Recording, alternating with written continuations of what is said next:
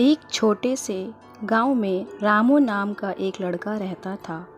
रामू को काम करना बिल्कुल पसंद नहीं था। सुबह उठते ही वह सोचा करता, अरे आज काम का काम कल कर लूँगा। इसी आलस्य के कारण उसके खेत में काम नहीं होता था और उसकी पढ़ाई भी पूरी नहीं हो पाती थी। एक दिन गांव में एक बड़ा मेला लगा। रामू ने सोचा कि क्यों ना मेले में चलकर समय बर्बाद किया जाए।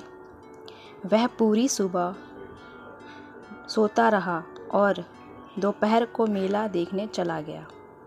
मेले में उसे एक चमत्कारी जड़ी बूटी दिखाई दी, जिसे मेहनत की जड़ी कहा जाता था। एक बुढ़ा व्यक्ति उसे यह जड़ी बूटी बेच रहा था और कह रहा था, यह जड़ी बूटी आलस्य को ख़त्म कर देती है और मेहनत की ताकत देती है। रामू ने सोचा, अरे क्यों ना इसे खरीद लिया जाए, यह आलस्य को ख़त्म करने में मदद करेगी। उसने कुछ पैसे खर्च करके जड़ी बूटी खरीदी और घर लेके आ गया। घर आकर उसने जड़ी बूटी को एक चाय की तरह तैयार किया और पी लिया। लेकिन जड़ी बूटी का कोई असर ना होता देख वह फिर से आलसी हो गया और सोचने लगा कि जड़ी बूटी तो शायद काम की ही नहीं है। एक दिन गांव में एक अच्छा मौका आया। गांव के सरपंच ने घोषणा की कि जो भी गांव में सबसे अच्छा खेत तैयार करेगा उसे एक बड़ा इनाम मिलेगा।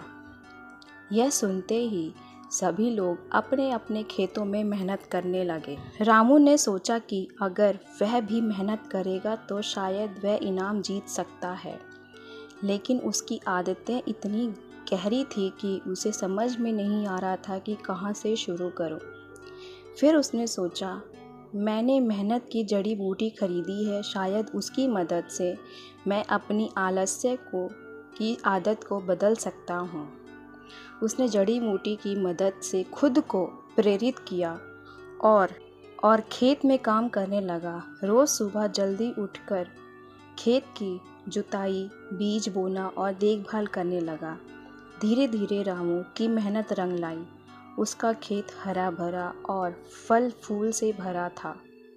जब सरपंच ने खेतों को निरीक्षण किया तो रामू के खेत को सबसे अच्छा पाया गया। रामू ने पुरस्कार जीता। इस अनुभव ने रामू को सिखाया कि मेहनत की सफलता की कुंजी है। जड़ी बूटी ने उसे मानसिक रूप से प्रेरित किया, लेकिन असली बदलाव उसकी खुद की मेहनत और लगन से आया। उस दिन के बाद रामू ने अपनी आलसी आदतों को छोड़ दिया और मेहनत करने लगा। गांव में उसकी कहानी एक प्रेरणा बन गई और उसने सबको दिखाया कि मेहनत करने से ही जीवन में सफलता मिलती है।